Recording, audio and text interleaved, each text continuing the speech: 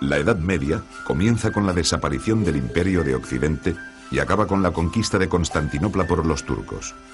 Durante ese milenio, la cuenca mediterránea fue compartida por tres civilizaciones: la cristiana occidental, la musulmana y la bizantina. El fortalecimiento de las monarquías, el dominio turco sobre el Mediterráneo y el descubrimiento de América sentarían las bases del mundo moderno.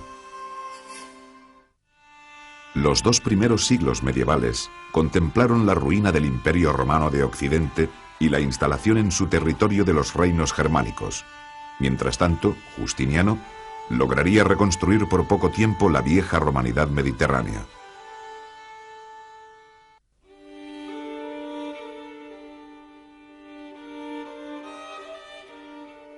Mientras, en los umbrales del siglo V, el Imperio Romano atravesaba serias dificultades económicas y sociales, al otro lado de la frontera del Rin y del Danubio, vivían los pueblos germánicos. Estos, organizados en clanes y tribus dedicados a la agricultura y el pastoreo, estaban muy bien preparados para el combate. Los jefes germánicos se rodeaban de un séquito de guerreros con los que repartían el botín obtenido en sus incursiones. Algunos de esos pueblos bárbaros, como los godos, profesaban ya el cristianismo arriano y desde tiempo atrás habían establecido contactos con Roma. A raíz de las grandes migraciones que tuvieron lugar en ese siglo, los pueblos germánicos penetraron en el imperio, llegando varios de ellos a convertirse en federados del mismo.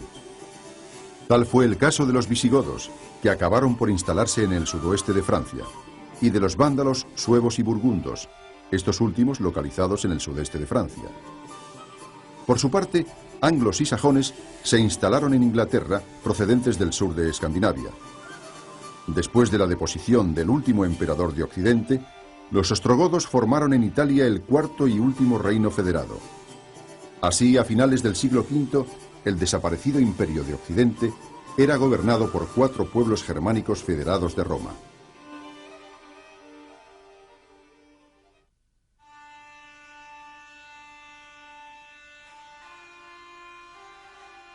Desde finales del siglo VI hasta el siglo VIII, 4 grandes reinos germánicos configuraron el mapa político de Occidente: la heptarquía anglosajona, el reino lombardo de Italia, el reino franco y el reino visigodo de Hispania. Si bien con ciertos matices diferenciales, los 4 reinos presentaban unas características comunes en el aspecto económico, social y político. El peso de la actividad agrícola y pastoril relegó a un segundo plano el papel del comercio y de la vida urbana, mientras las jefaturas militares y sus guerreros adquirieron gran importancia. En el plano político, la concepción patrimonial del poder y los repartos sucesorios imposibilitaron la estabilidad de las monarquías. Tras la conversión de los 4 reinos al catolicismo, obispos y eclesiásticos se convirtieron en colaboradores de los reyes y en estimuladores de la vida cultural y artística. La debilidad de estas construcciones políticas ocasionó su ruina a lo largo del siglo VIII. En el caso del reino visigodo, una profunda crisis interna imposibilitó la resistencia frente a los árabes. La heptarquía anglosajona, aunque consiguió pervivir hasta mediados del siglo XI, estuvo muy pronto condicionada por las invasiones vikingas.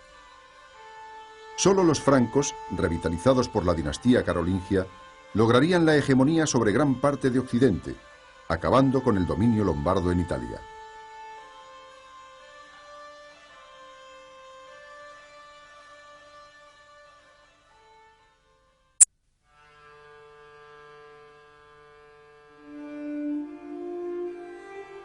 El Imperio Romano de Oriente, Bizancio, que a diferencia del de Occidente sobrevivió a las migraciones bárbaras, emprendió en época de su emperador Justiniano el proyecto de reconstruir la unidad del viejo Imperio Romano.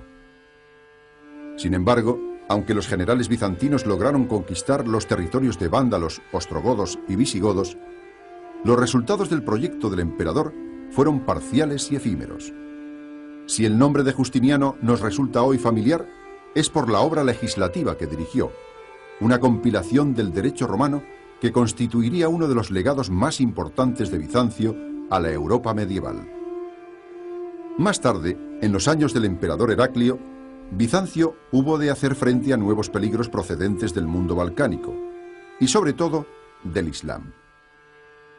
Si bien la expansión musulmana le arrebató los territorios de Persia, Egipto y Siria, Bizancio supo reorganizarse militarmente, defendiendo Constantinopla mientras acentuaba los rasgos helénicos en sus manifestaciones culturales y artísticas.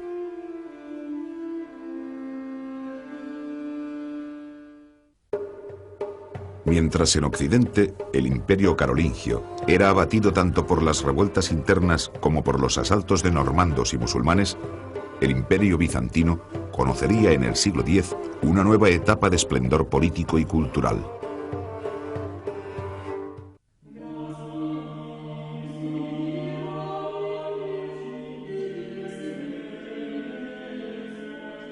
A mediados del siglo VIII, el mayordomo de palacio Pipino el Breve depuso al último monarca merovingio y con el apoyo del Papa se proclamó rey de los francos.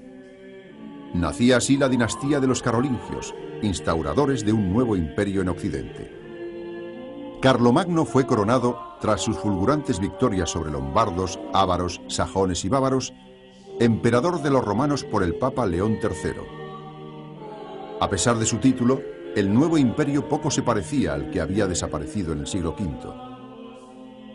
Era franco y su centro se situaba en el corazón de Europa, lejos del Mediterráneo. Los organismos centrales del gobierno residían en el palacio de Aquisgrán, mientras la administración local corría a cargo de condes, duques o marqueses. En la época carolingia, la economía prosiguió el proceso de ruralización iniciado desde los albores de la Edad Media. La vida urbana languidecía y los intercambios eran muy modestos. Por estos años, en la península ibérica, se organizaba la ofensiva contra los musulmanes. En el año 801, la conquista de Barcelona permitió la formación de la Marca Hispánica y a mediados del siglo IX se consolidó el reino de Asturias, que eligió como capital la ciudad de Oviedo.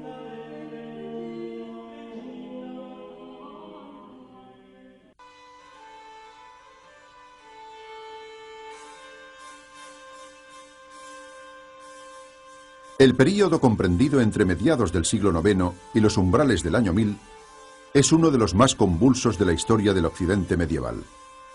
Las rivalidades entre los hijos de Luis el Piadoso, sucesor de Carlomagno, desembocaron en los repartos de Verdún, que dividieron el territorio imperial en tres porciones: Francia a occidente, Germania a oriente y en el centro una franja que unía a Aquisgrán con Roma.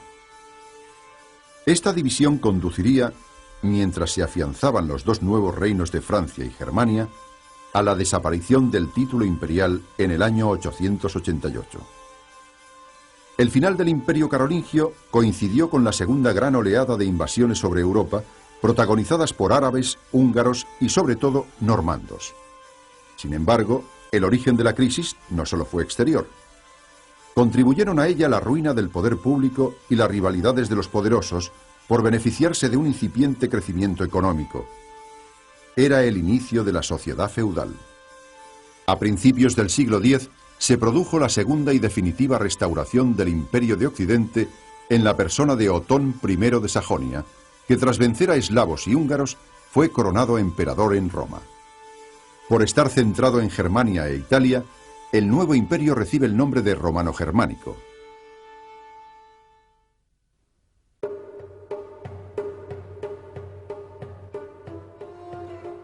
Desde mediados del siglo VIII y durante casi un siglo, el imperio bizantino fue escenario de violentas luchas civiles entre los partidarios del culto a los iconos y los llamados iconoclastas, que propugnaban la destrucción de las imágenes y pretendían reducir la influencia de los monjes. El conflicto terminó con el restablecimiento del culto a las imágenes y su resolución dio paso a la segunda edad de oro de Bizancio a lo largo del siglo X. Emperadores como Nicéforo Focas y Juan Simsés recuperaron Creta, Siria y Armenia, mientras Basilio II derrotó a los búlgaros y llevó de nuevo la frontera del imperio hasta el Danubio. Por otra parte, la mutua excomunión del Papa y del Patriarca de Constantinopla fue el origen del cisma de Oriente. Así terminó la obediencia a Roma del territorio bizantino y de los eslavos evangelizados por Cirilo y Metodio. En esas fechas los rusos se apoderaron de Kiev, que acabaría por entrar en la órbita de Bizancio con el bautismo de Vladimir de Kiev.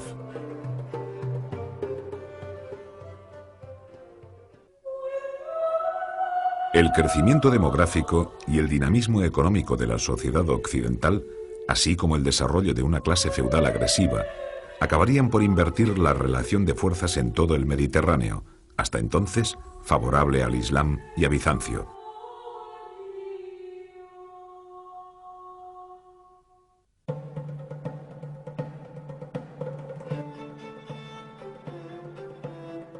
Transcurrido el año 1000 y amainados los disturbios que acompañaron el nacimiento de la sociedad feudal, empezaron a ponerse de manifiesto los síntomas demográficos, económicos y políticos de la expansión del occidente medieval. Así, en el norte de Europa, el duque de Normandía Guillermo el Conquistador derrotó a los anglosajones abriendo una nueva página en la historia de Inglaterra. En el este de Europa, la cristianización avanzó en Hungría, Bohemia y Polonia, sometidas a una intensa influencia germánica.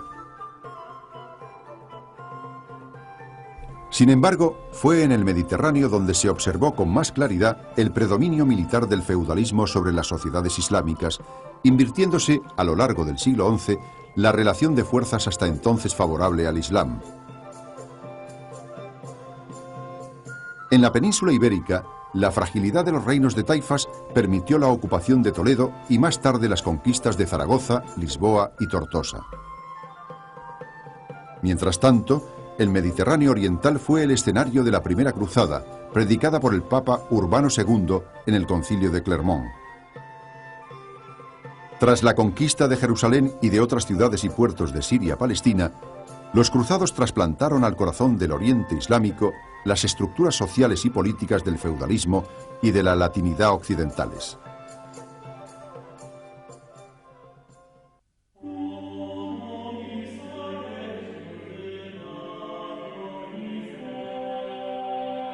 El rasgo más característico de la vida política de Europa occidental en los siglos XII y XIII fue el creciente afianzamiento del poder monárquico. Sin destruir la estructura básica de la sociedad feudal, los reyes pugnaron por situarse en la cúspide del resto de los poderes. Así sucedió en el Imperio Romano-Germánico con Federico I Barbarroja y Federico II, que intervinieron decisivamente en Italia, y con los monarcas capetos en Francia, donde, sobre todo en la época de Felipe Augusto y de Luis IX, los dominios de la corona aumentaron a costa de los principados feudales. En Inglaterra, Enrique II gobernó la isla y la parte de Francia que había heredado, y sus sucesores tuvieron que enfrentarse con desigual fortuna al poder de los varones. La consolidación monárquica en la península ibérica fue paralela a la expansión territorial a costa del Islam. Mientras Jaime I de Cataluña y Aragón conquistaba Mallorca y Valencia, Fernando III de Castilla ocupaba Córdoba y Sevilla. En los años de Roger II y de Federico II, alcanzó su esplendor el reino normando de las dos Sicilias, donde se fundían las tradiciones latinas, griegas y árabes. Por otra parte, y a pesar de las nuevas cruzadas, la caída de San Juan de Acre a finales del siglo XIII selló el fracaso de los peregrinajes armados a Oriente.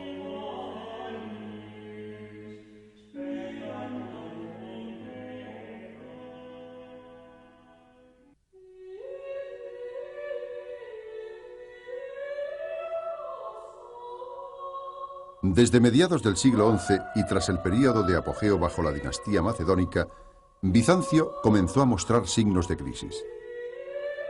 Por un lado, el afianzamiento de la aristocracia terrateniente lo condujo por la senda del feudalismo. Por otro, los turcos selchukíes arrebataron al imperio parte de Asia Menor. Finalmente, Bizancio acabó por perder su independencia comercial cuando Alejo I confirió importantes privilegios a los venecianos.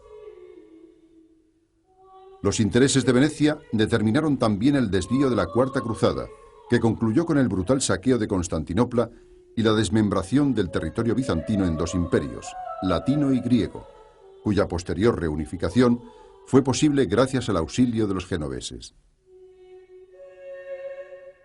Por otra parte, a mediados del siglo XIII, las tribus mongolas, anteriormente unificadas por Gengis Khan, destruyeron el Principado de Kiev y realizaron violentas incursiones en Polonia, Hungría y Serbia. A partir de este momento, los principados rusos quedaron bajo el dominio de la Horda de Oro.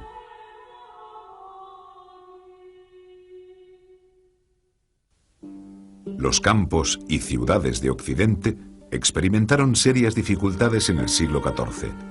Una vez superadas, Europa conoció una nueva etapa de crecimiento económico y fortalecimiento político, mientras Bizancio y gran parte de los países balcánicos cayeron bajo el poder de los turcos.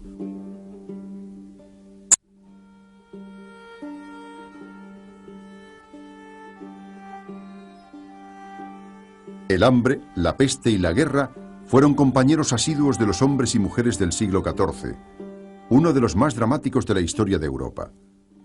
Una serie de años de malas cosechas ocasionaron terribles hambrunas. Más tarde, sobre una población biológicamente debilitada, se abatió la peste negra, que en sus continuas recurrencias acabó con casi el tercio de la población. A todo ello se sumaron los efectos de la guerra, prácticamente endémica en todos los estados. La guerra de los 100 años entre Francia e Inglaterra resultó especialmente mortífera para las tierras francesas. Los conflictos entre príncipes electores, nobles y ligas urbanas afectaron al imperio. La península ibérica sufrió las guerras entre las coronas de Aragón y Castilla y las luchas civiles en esta última. Sobre la dividida Italia estallaron las rivalidades entre las diferentes ciudades-estado. El hecho de que las campañas militares tuvieran como objetivo preferente la destrucción de las fuentes de riqueza del adversario desestructuró gravemente la vida agraria, la producción artesanal y el comercio urbano. La omnipresencia de la muerte a lo largo del siglo se reflejó en temas iconográficos, como las danzas de la muerte o la colocación de terroríficos esqueletos en los monumentos funerarios.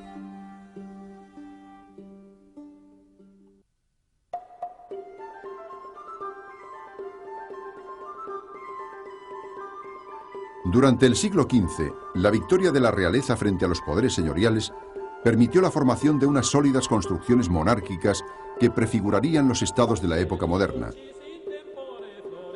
En Francia, tras morir Carlos el Temerario, gran duque de Borgoña, Luis XI afianzó su poder apoyado en los grandes mercaderes banqueros. En Inglaterra, la larga guerra de las dos rosas produjo un debilitamiento de la nobleza que permitió la subida al trono de Enrique VII, Tudor, impulsor de la ganadería y del comercio marítimo. Por otra parte, el acceso al imperio de Maximiliano de Habsburgo, con su fabulosa herencia, permitiría la fortuna de la Casa de Austria en época posterior. En el caso de Italia, los conflictos internos entre ciudades-estado y signori, como los Médicis o Sforza, favorecieron la intervención de las potencias extranjeras. De esta forma, la rivalidad entre la corona de Aragón y los Anjou por el reino de Nápoles preludió el enfrentamiento franco-español de la época moderna. En la península ibérica, el matrimonio de Isabel de Castilla y Fernando de Aragón supuso la unión dinástica de las dos coronas, permitiendo la conquista del reino de Granada, mientras el monarca portugués Enrique el Navegante estimulaba expediciones a África. Después del viaje de Colón, Castilla y Portugal se repartieron el Nuevo Mundo en Tordesillas.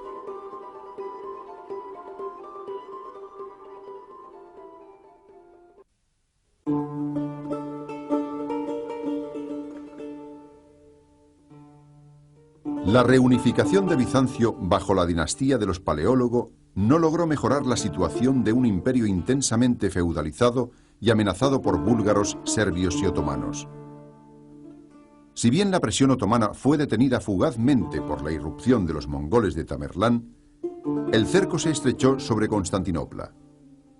Tras un asedio de 2 meses, la ciudad cayó en poder de los turcos, que la transformaron en la capital del Imperio Otomano. Idéntica suerte corrieron poco después Grecia y el Peloponeso. Mientras tanto, en Europa Central surgieron dinastías nacionales más preocupadas por acabar con las influencias germánicas que por formar una sólida resistencia contra los turcos. Así, tras la batalla de Kosovo, se inició la penetración otomana en los Balcanes, que proseguiría a finales del siglo XV.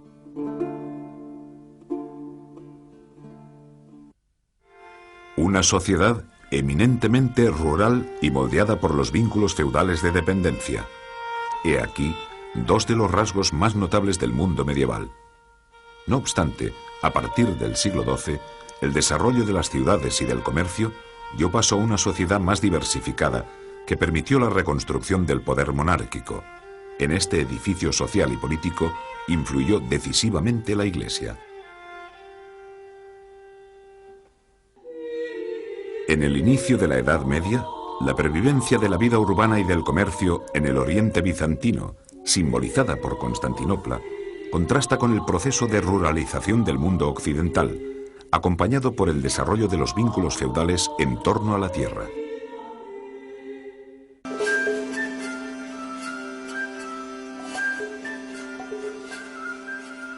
Fundada en el año 330 por Constantino, Constantinopla simboliza la historia del Imperio bizantino.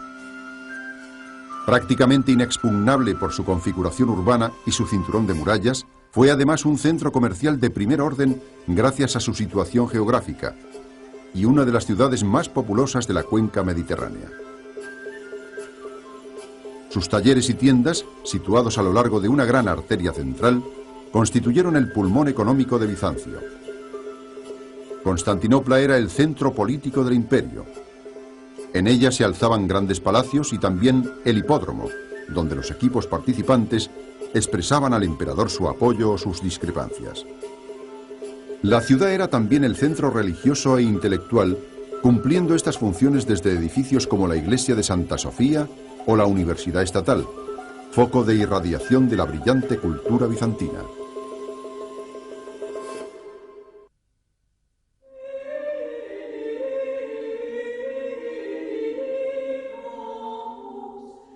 El mundo medieval fue una sociedad predominantemente agraria.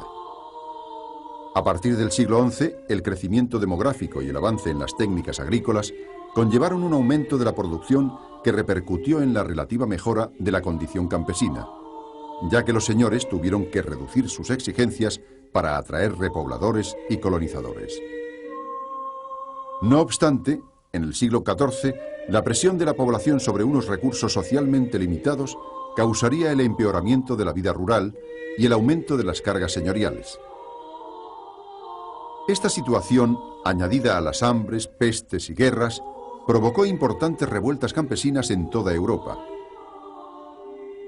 Vuelta la paz, se inició en el siglo XV una nueva expansión agraria estimulada en gran parte por la demanda de las grandes ciudades.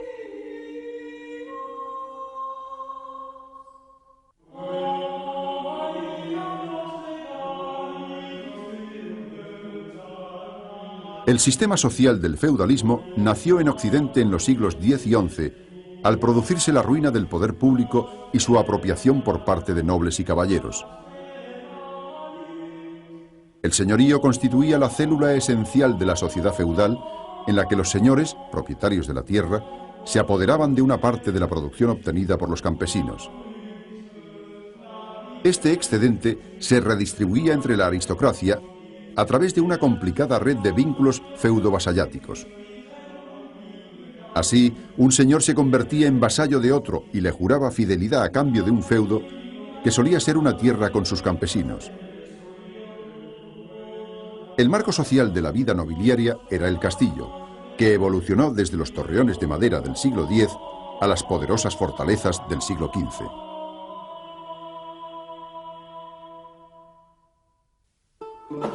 El despertar de Occidente, desde mediados del siglo XI, puede simbolizarse en el auge de las ciudades, en el desarrollo del comercio y en el nacimiento de una nueva sociedad urbana y mercantil.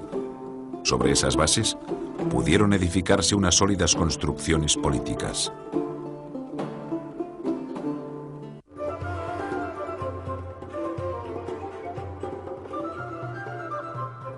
El desarrollo del comercio a partir del siglo XI revitalizó las viejas ciudades romanas y provocó el nacimiento de nuevos enclaves llamados burgos. Ya fuese de forma pacífica o mediante revueltas, su población mercantil y artesanal, la burguesía, llegó a obtener de los señores el derecho a autogobernarse y a regular la vida de la ciudad. Los artesanos estaban agrupados en corporaciones de oficios que defendían los intereses del grupo y velaban por la calidad y el precio de los productos. El gobierno de la ciudad, en un principio ejercido por la Asamblea de Vecinos, acabó con el tiempo en manos de los grandes mercaderes, lo que provocaría frecuentes revueltas del mundo artesanal. Las grandes metrópolis de la Edad Media fueron Florencia, Venecia, París y Brujas.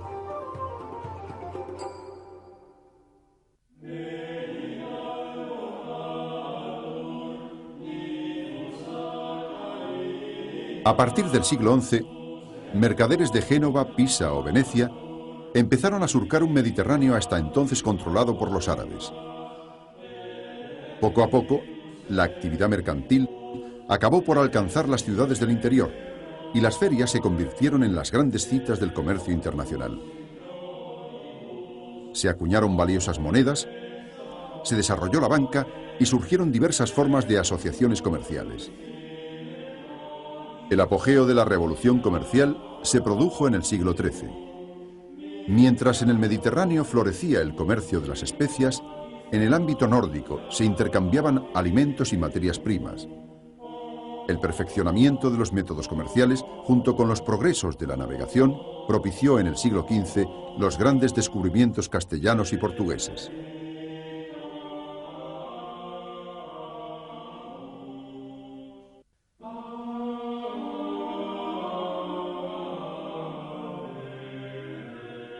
Enfrentadas a los poderes feudales, las nuevas monarquías occidentales consiguieron afianzarse a lo largo de los siglos XII y XIII gracias al apoyo de la Iglesia y de la burguesía, llegando a colocarse en la cúspide de la pirámide feudo-vasallática.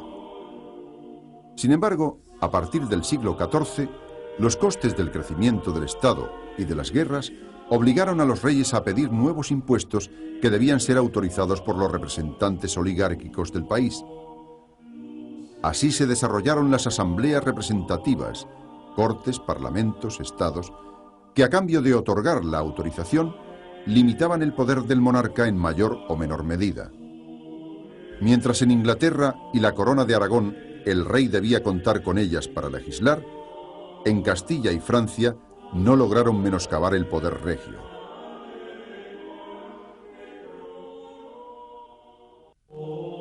A partir de la conversión al catolicismo de las monarquías germánicas, la Iglesia no cesó de influir de forma creciente en todos los órdenes de la vida, tanto en la esfera de las relaciones políticas como en los niveles mucho más profundos de la sociedad y las mentalidades colectivas.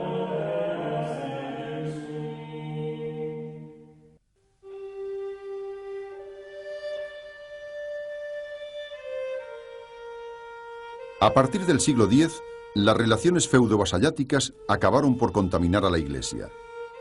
La reforma de esta y el intento de subtraerla al poder laico provocaron en el siglo XI un enfrentamiento entre el Papa Gregorio VII y el emperador Enrique IV sobre la primacía del poder temporal o el espiritual. El conflicto prosiguió en el siglo XII, tanto en el Imperio como en Inglaterra, en las personas de Enrique II y Thomas Becket, y culminó en el siglo XIII cuando Inocencio III formuló la teoría de la teocracia pontificia frente al emperador Federico II. En los 2 siglos siguientes, el papado conocería una profunda crisis al trasladarse la sede papal a Aviñón y producirse después el cisma de Occidente.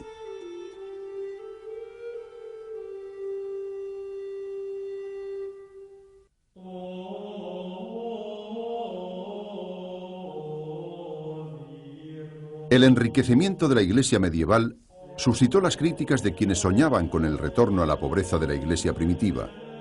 Se desarrollaron así movimientos que fueron considerados heréticos, como el de los valdenses o el de los cátaros. Para combatirlos, la Iglesia ejerció, por un lado, una dura represión creando el Tribunal Especial de la Inquisición. y pretendió, por otro, responder al ideal de pobreza en su propio terreno, suscitando la creación, a principios del siglo XIII, de órdenes mendicantes. Las hambres, pestes y guerras de los siglos XIV y XV repercutieron también en la vida espiritual. Mientras flagelantes y sermones penitenciales pretendían aplacar la cólera divina, nuevos movimientos heréticos como el de Juan Hus en Bohemia presagiaban la futura reforma protestante.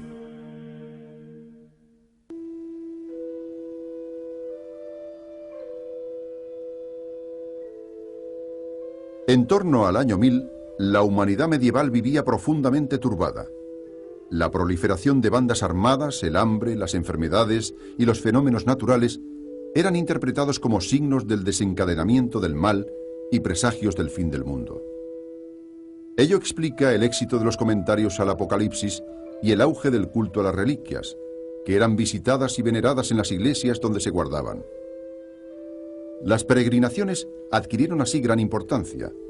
Jerusalén, Roma y Santiago de Compostela se convirtieron en los destinos más importantes, pero proliferaron por doquier santuarios a donde se encaminaban los peregrinos.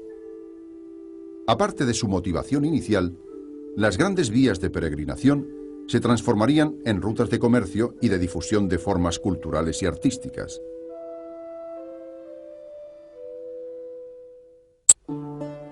Hasta el siglo XII, los monasterios fueron los grandes hogares del saber. Después, el legado árabe y judío fecundaría a través de Hispania a la cultura impartida en las universidades. En literatura y arte, la lírica trovadoresca, la épica y el románico reflejaron un occidente feudal y monástico, mientras el gótico, el humanismo y el arte del siglo XV expresaban los ideales nacidos en las ciudades. Durante los oscuros tiempos de las monarquías germánicas, la Iglesia logró preservar parte del saber de la antigüedad. Más tarde, desde la época carolingia hasta entrado el siglo XII, serían los monasterios los grandes centros de cultura del mundo occidental.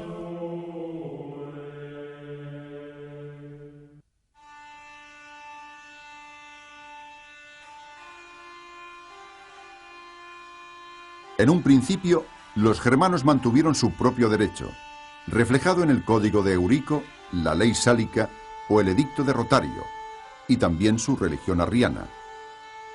Sin embargo, con el tiempo, la conversión al catolicismo y la convivencia de las sociedades romana y germana favorecieron la fusión. La romanidad pervivió tanto en el marco del gran dominio rural, con la fusión de las aristocracias y la continuidad del esclavismo, como en el ámbito de las ciudades, el gran comercio, el sistema monetario y algunas instituciones políticas. Por otro lado, se debe a la Iglesia la transmisión a la Edad Media de parte del saber de la antigüedad a través de intelectuales como Boecio o Isidoro de Sevilla.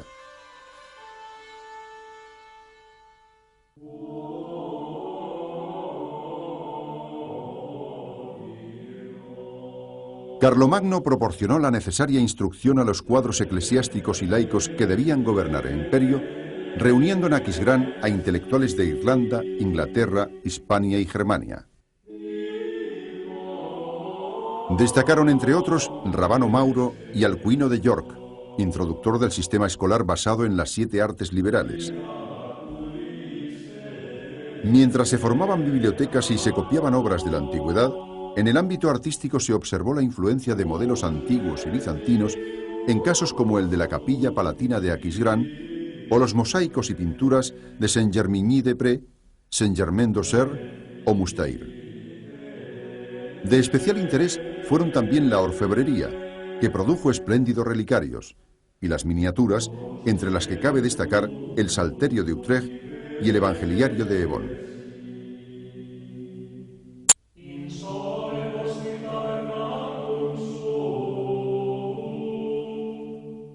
Tras las primeras experiencias de los monjes orientales, el monacato occidental tuvo 2 centros de irradiación: Irlanda e Italia.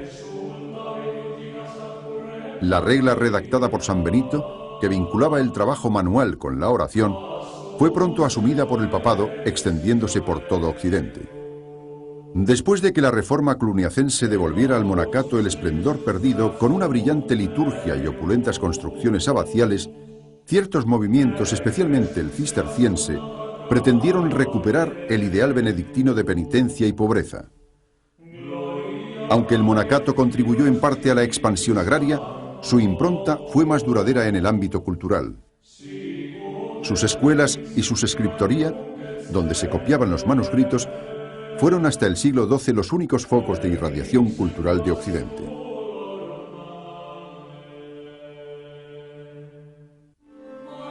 El desarrollo urbano conllevó el desplazamiento de los hogares de cultura desde los monasterios a las escuelas episcopales de las ciudades y a las universidades. La península ibérica constituyó un eslabón de primer orden en la transmisión de la ciencia árabe y judía al mundo occidental.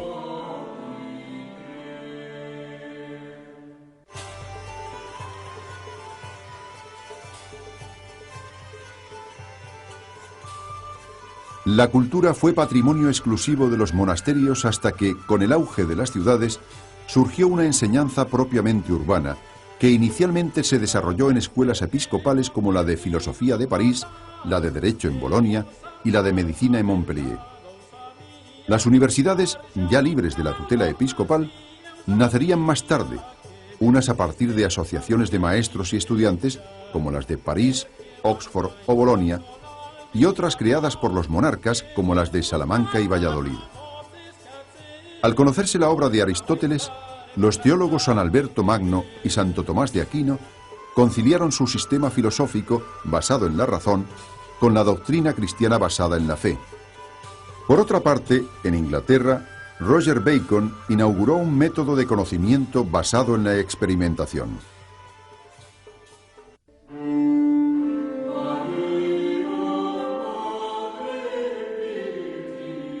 La coexistencia en Hispania de cristianos, musulmanes y judíos impregnó la historia de la Edad Media peninsular.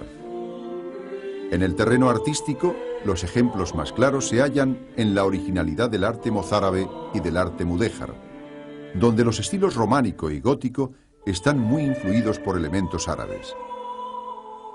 En el ámbito cultural y científico, ya en el siglo X, el monasterio de Ripoll fue un importante centro difusor de la ciencia árabe. Más tarde, las traducciones de obras en esa lengua al latín o al hebreo transmitieron a Occidente gran parte del saber de la antigüedad, fecundando la vida intelectual de Europa. Toledo, la ciudad de las tres religiones, ocupó un lugar privilegiado en este proceso, impulsado después por Alfonso X el Sabio. Allí se tradujeron un impresionante número de obras de filosofía, matemáticas, medicina y astronomía. Hasta el siglo XIII, la literatura expresó los ideales feudales, al igual que el arte románico, tradujo el esplendor de las grandes abadías. El despertar de las ciudades se manifestaría en el gótico, arte de las catedrales y de la burguesía. Más tarde, el humanismo sentó las bases del Renacimiento.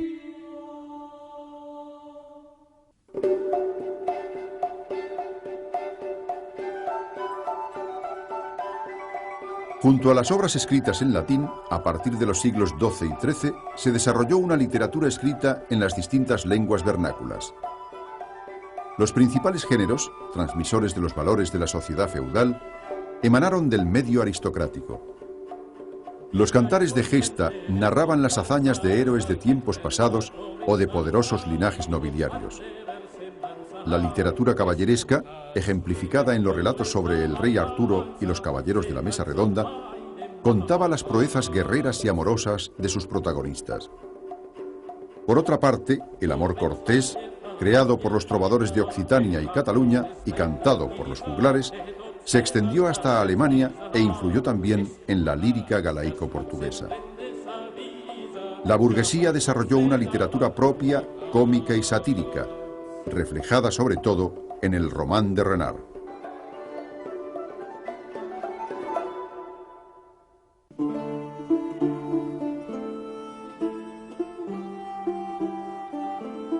Desde mediados del siglo XI se desarrolló en toda Europa el arte románico. Sus más acabados ejemplos corresponden a grandes iglesias abaciales con plantas de cruz latina y gruesos muros sin apenas aberturas al exterior. En las grandes iglesias de peregrinación, una cripta subterránea custodiaba las reliquias, mientras se desarrollaron en el ábside amplios deambulatorios.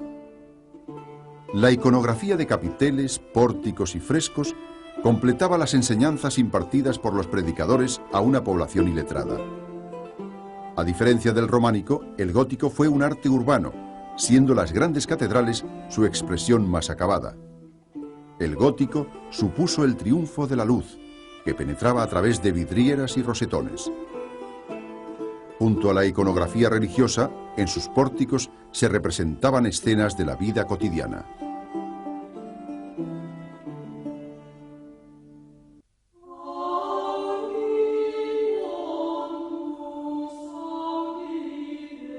Al iniciarse el siglo XV, se produjo una emancipación del espíritu laico respecto a la Iglesia. En las universidades fundadas por los reyes, destinadas a formar los cuadros burocráticos del Estado, se estudiaba en consecuencia más derecho que teología. Junto a la crisis de esta, se desarrollaron disciplinas apenas cultivadas anteriormente, como las matemáticas, la física o la historia. Entre las numerosas invenciones técnicas de la época, destacó la imprenta, que sería además clave en la difusión del nuevo humanismo. Los humanistas, para quienes el hombre era la medida de todas las cosas, buscaron en la antigüedad grecorromana los modelos a seguir en la literatura, el pensamiento y el arte que expresó esa nueva concepción del mundo. El humanismo floreció en Italia, pero también Inglaterra, los Países Bajos y España fueron cuna de grandes figuras.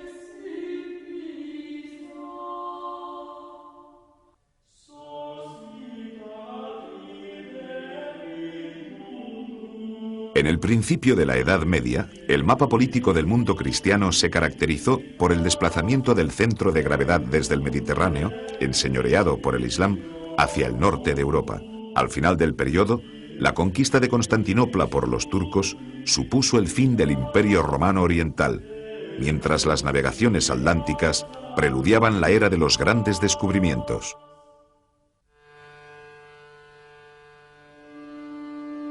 La presión de los hunos sobre diversos pueblos bárbaros de Europa hizo que estos penetraran en el imperio.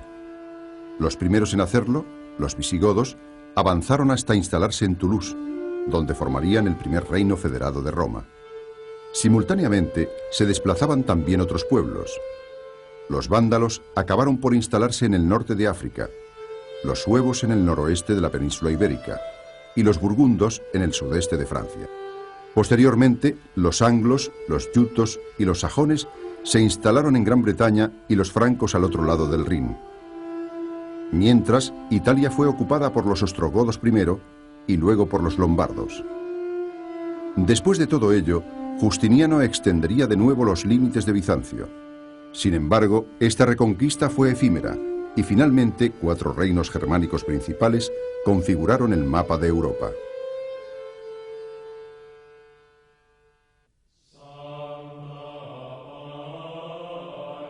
El imperio de Carlomagno sobrevivió poco tiempo a su fundador. Tras su muerte, el llamado Reparto de Verdún sancionó su división. Simultáneamente, sobre Europa se produjo una nueva oleada de invasiones. Los vikingos asaltaron Inglaterra y descendieron por las costas de Francia y de la península ibérica, saqueando a su paso ciudades y costas. Penetraron en el Mediterráneo, avanzando hasta Italia. Los magiares ocuparon zonas centrales de Europa y alcanzaron la península itálica. Por su parte, los musulmanes accedieron a las costas europeas, partiendo desde el norte de África. En el siglo X, Otón I fundaría un nuevo imperio a partir del ducado de Sajonia. Absorbiendo otros ducados y reinos, estableció finalmente las fronteras del imperio romano-germánico.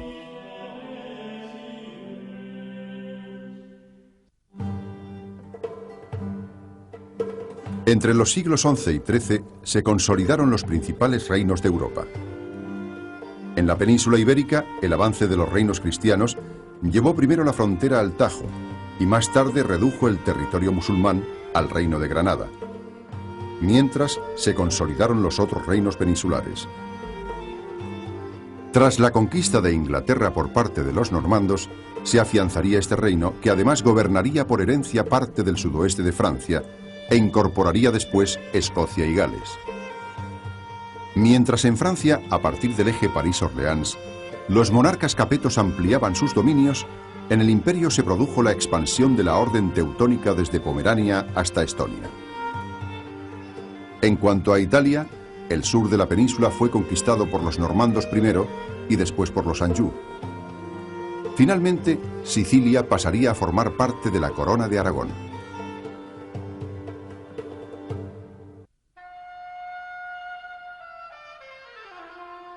La Guerra de los 100 años resultó en un principio favorable a Inglaterra, que acabó sin embargo por perder sus posesiones en Francia. En esa época se produjo también la ascensión del Gran Ducado de Borgoña. En la península ibérica prosiguió la expansión de la corona de Aragón con las conquistas de Cerdeña, Atenas y Neopatria, y finalmente del Reino de Nápoles.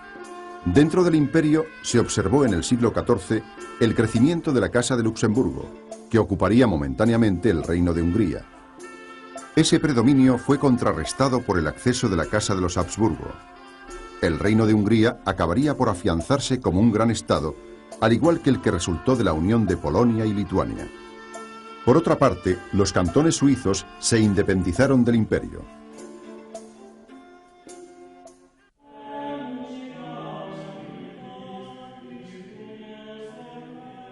La expansión del Islam privó a Bizancio de Egipto, Siria, Chipre y Creta.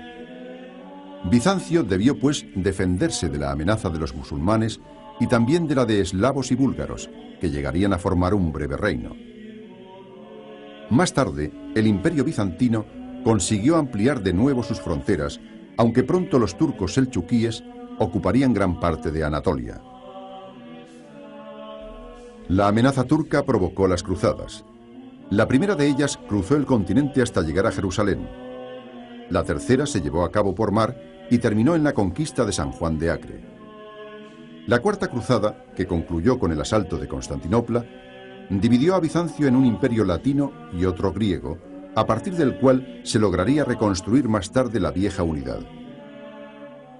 Finalmente, el imperio bizantino sucumbiría a la invasión otomana.